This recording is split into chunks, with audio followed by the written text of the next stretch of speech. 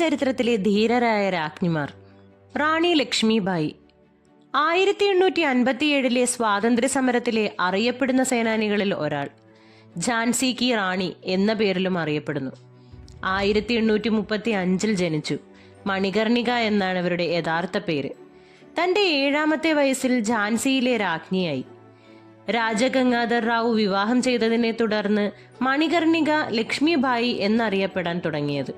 1857 മീററ്റിൽ ശിപ്പായി ലഹള പൊട്ടിപ്പുറപ്പെട്ടതിനെ തുടർന്ന് ലക്ഷ്മിബായി ഝാൻസിയിലെ റീജന്റായി ഘോഷിക്കപ്പെട്ടു. ഡൽഹൌസി പ്രഭുവിന്റെ ദത്തവകാശ നിരോധന നിയമപ്രകാരം 6000 രൂപ വാർഷിക പെൻഷൻ നൽകി റാണി ഝാൻസിയിൽ നിന്നും അവകാശം ബ്രിട്ടീഷുകാർക്ക് കൈമാറാൻ ആവശ്യപ്പെട്ടു. ദത്തവകാശ നിരോധനാജ്ഞ അനുസരിക്കാത്തതിനെ തുടർന്ന് 1858 ബ്രിട്ടീഷുകാരുമായുള്ള ഏറ്റുമുട്ടലിൽ സുധീരം പോരാടിയെങ്കിലും റാണിക്ക് ബ്രിട്ടീഷ് സേനയെ എതിർത്ത് തോൽപ്പിക്കാനായില്ല. 23ാമത്തെ വയസ്സിൽ ബ്രിട്ടീഷുകാരുമായുണ്ടായ ഏറ്റുമുട്ടലിൽ ഝാൻസി റാണി മരണപ്പെട്ടു. ദുർഗാവതി ചാന്ദേൽ രാജകുമാരിയും ഗോണ്ടവാനയിലെ രാജ്ഞിയുമായിരുന്നു ദുർഗാവതി. ചാന്ദേൻ രാജാവായിരുന്ന കിരാതി സിംഗിന്റെ മകൾ. ഗോണ്ട് രാജകുമാരനായ ദളപതി സിംഗിനെ വിവാഹം ചെയ്തതോടെ ഗോണ്ടവാനയിലെ റാണിയായി. 1548 ദളപതി സിംഗിന്റെ മരണശേഷം ഗോണ്ടവാനയുടെ വനിതാ ഭരണാധികാരിയുമായി. മുഗൾ ജനറലായിരുന്ന അസഫ് ഖാനുമായുള്ള ഏറ്റുമുട്ടലിനിടയിൽ 1564 അവർ മരണമടഞ്ഞു. രുദ്രാംബ കാകതീയ രാജവംശത്തിലെ ഒരേ ഒരു വനിതാ ഭരണാധികാരി. കാകതീയ രാജവംശത്തിലെ ആദ്യ സ്വതന്ത്ര ഭരണാധികാരി പ്രതാപരുദ്രൻ ഒന്നാമനാണ്. വാറങ്കലാണ് കാകതീയ രാജവംശത്തിന്റെ തലസ്ഥാനം. പ്രതാപരുദ്രന്റെ മകനായ ഗണപതിയുടെ 2 പുത്രിമാരിൽ ഒരാളായിരുന്നു രുദ്രാംബ. അബ്ബാക്ക തുളുനാട് എന്നറിയപ്പെട്ടിരുന്ന ചെറു രാജ്യത്തെ രാജ്ഞിയായിരുന്നു അബ്ബാക്ക. അമ്പെയ്ത്തിലും വാൾപ്പയറ്റിലും അതീവ നിപുണയായിരുന്നു. നേത്രാവതി, ഗുരുപുര എന്നീ നദികൾ സംഗമിക്കുന്ന ഭാഗത്തായിരുന്നു ഉള്ളാൽ സ്ഥിതി ചെയ്തിരുന്നത്. പോർച്ചുഗീസുകാർ ഉള്ളാൽ കോട്ട പിടിച്ചെടുക്കാൻ ശ്രമിച്ചെങ്കിലും അബ്ബാക്കയ്ക്ക് മുന്നിൽ പരാജയപ്പെടുകയുണ്ടായി. 1525 പോർച്ചുഗീസുകാർ ദക്ഷിണ കാനറയിൽ അതിക്രമിച്ചു കടക്കുകയും മംഗലാപുരം കോട്ട തകർക്കുകയും ചെയ്തത് അബ്ബാക്കയെ പ്രകോപിതയാക്കുകയും പോർച്ചുഗീസുകാർക്കുള്ള കപ്പം കൊടുക്കാൻ വിസമ്മതിക്കുകയും പോർച്ചുഗീസുകാർക്കെതിരെ പൊരുതുകയും ചെയ്തു. എന്നാൽ തടവിലാക്കപ്പെട്ട അബ്ബാക്ക തടവറയിൽ വെച്ചുണ്ടായ പ്രക്ഷോഭത്തിൽ ധീരതയോടെ മരിച്ചു വീണു. കർണാടകത്തിൽ നാടൻ പാട്ടുകളിലും യക്ഷഗാനത്തിലും അബ്ബാക്കയുടെ പേര് ഇന്നും തലമുറകളിലൂടെ കൈമാറി വരുന്നു. അബ്ബാക്ക എന്ന പേരിൽ പ്രശസ്തയായത് അബ്ബാക്ക രണ്ടാമതാണ്. ചാന്ദ് ബീബി ഡെക്കാൻ രാജവംശത്തിന്റെ ഭാഗമായിരുന്ന അഹമ്മദ നഗറിലെ രാജകുമാരിയായിരുന്നു ചാന്ദ് ബീബി.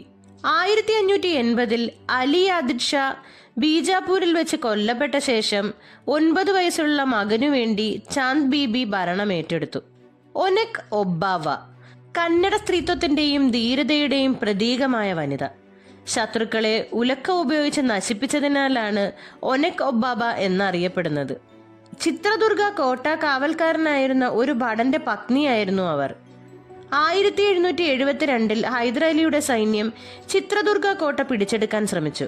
എന്നാൽ ഹൈദരാലിയുടെ സൈനികരെ ഒബ്ബാവ തന്റെ കയ്യിലിരുന്ന ഉലക്ക കൊണ്ട് കൊന്നൊടുക്കുകയായിരുന്നു. ഒടുവിൽ അവർ ശത്രു സൈനികരാൽ വധിക്കപ്പെട്ടു. കർണാടകയിലെ ചിത്രദുർഗയിലെ സ്പോർട്സ് സ്റ്റേഡിയം വീരവനിത ഒനെക് ഒബ്ബാവ സ്റ്റേഡിയം എന്നറിയപ്പെടുന്നു. വീരമംഗ വേലു നാച്ചിയാർ തമിഴ്നാട്ടിൽ ബ്രിട്ടീഷ് ഭരണത്തിനോട് ഏറ്റുമുട്ടിയ ആദ്യ വനിതയാണ് വീരമംഗ വേലു നാച്ചിയാർ. ഗറില്ല യുദ്ധമുറ ആദ്യമായി പരീക്ഷിച്ചതും റാണിയാണ്.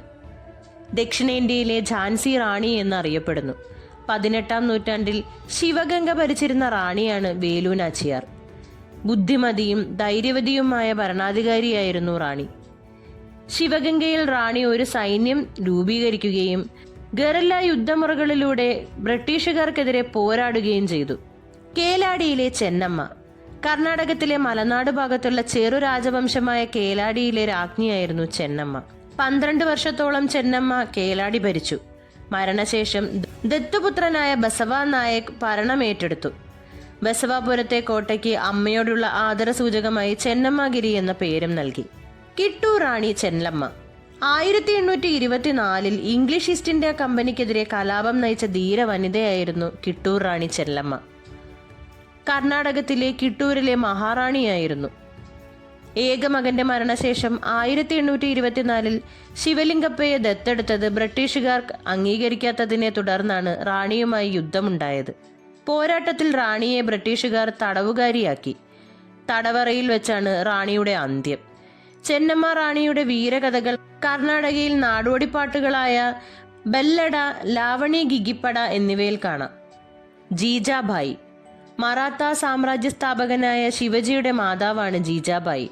രാജമാത ജീജാബായി എന്ന പേരിലാണ് ഇവർ അറിയപ്പെട്ടിരുന്നത്. ശിവജിയെ ഛത്രപതിയാക്കുന്നതിൽ പ്രധാന പങ്ക് ഈ മാതാവിൻ്റെതാണ്. 1674 ശിവജിയുടെ സ്ഥാനാരോഹണം കഴിഞ്ഞ് അധികം താമസിയാതെ ജീജാബായി ഇഹലോകവാസം വെടിഞ്ഞു. റസിയ സുൽത്താന, അടിമ രാജവംശത്തിലെ ഒരേ ഒരു വനിതാ ഭരണാധികാരി. 1236 മുതൽ 1240 വരെ ഭരണത്തിലിരുന്നു. ഡൽഹിയിലെ ഒരേ ഒരു വനിതാ ഭരണാധികാരി.